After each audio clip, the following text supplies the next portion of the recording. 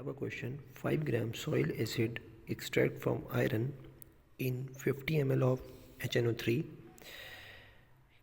Concentration of for 1 hour was taken.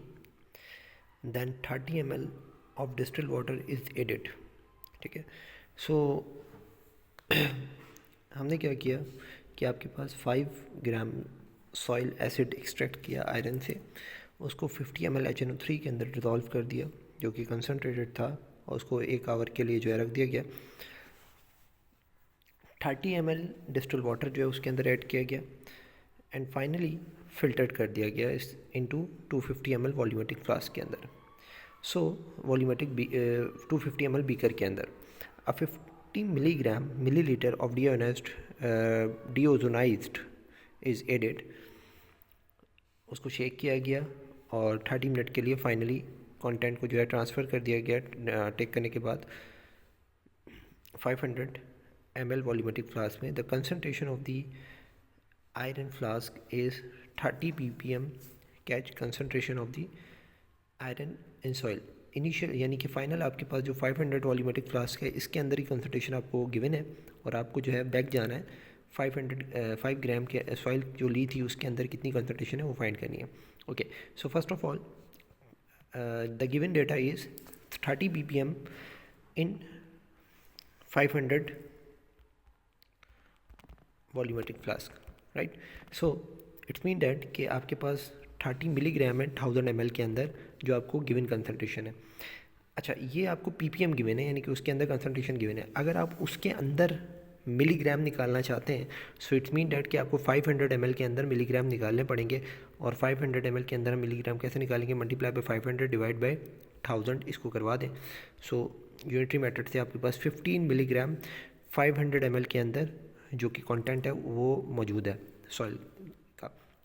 Okay, so 15 milligram किसके अंदर मौजूद है, 5 ग्राम के अंदर मौजूद है. ऐसा क्यों? सो यहाँ से हम थोड़ा सा बैक देखेंगे कि आपके पास ये जो 5 ml के जो वॉल्यूमेट्रिक फ्लास्क है इसके अंदर जितना भी कंटेंट आया था वो सारा कहाँ से आया था, ये जो 5 ग्राम सॉइल थी, जो भी कुछ किया हमने तो 5 ग्राम सॉइल का ही जो कंटेंट है वो इसके अंदर ट्रांसफ़र हुआ है. सो फाइनली ये 5 ग्राम के अंदर ये चीज़ हमने निकाली. सो इट्स मीन डैट कि आपके पास 15 milligram multiply by 1000 gram divide by 5 ग्राम, क्योंकि हम इसका ppm निकालना चाहते हैं उसके अंदर कंटेंट के अंदर. सो इसको आप किलोग्राम में कन्वर्ट कर दें, 5 डिवाइड में चला जाएगा और बोथ साइड 1000 ग्राम मल्टीप्लाई करवा दें. सो ये आ गया आपके पास 3000 ppm iron in sample. So continuation of the last question, 50 ml from the volumetric flask is taken, यानी कि जो आपके पास 500 की वॉल्यूमेट्रिक फ्लास्क थी उसके अंदर से आपने 50 ml अगर लिया है तो फिर क्या होगा. सो देखते हैं. सो शेक 30 मिनट के लिए किया और उसको जो है कंटेंट को अगेन जो है 500 वॉल्यूमेट्रिक फ्लास्क के अंदर जो है वो ट्रांसफ़र कर दिया. The concentration of the flask is 30 ml. अब जो आपके पास 30 मिलीग्राम है ये 500 में आपने निकाल ली इनिशियली. 500 में निकालने के बाद जो 500 ऊपर से आपने लिया था उसमें से इट्स मीन डैट कि आपने यहाँ पे जो 500 सॉइल है और उसको जो है वो 30 HNO3 डाला है, 1 आवर के लिए रखा है, उसको 30 डीओनाइजर वाटर डाला है और उस 250 ml के अंदर उसको मेकअप कर दिया. इस 250 ml में से आपने 50 ml लिए हैं और फिर 500 में मेकअप किए. सो यहाँ पे आपने क्या किया, सारा कंटेंट नहीं लिया, उस सारे कंटेंट में से 50 ml ले लिया. सो इट मीन डैट कि पहले आपने 500 की वॉल्यूमेट्रिक फ्लास्क के अंदर अब चले गए एंड देन जो आपने उससे ऊपर का जो कंटेंट लिया था वो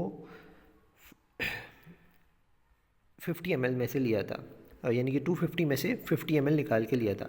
सो इट मीन डैट जो 500 के अंदर जो भी मिलीग्राम आएंगे, जो भी मास आएगा वो किसके अंदर होगा, वो उसके बैक पे जो 50 ml लिया गया था 250 में से 50 ml लिया और 50 ml ले के आपने इसको 250 की वॉल्यूमेट्रिक फ्लास्क के अंदर डाल दिया और ये बीकर से जो है वो आपने ही कंटेंट लिया था, क्योंकि यहाँ से कुछ कंटेंट हमने नहीं लिया.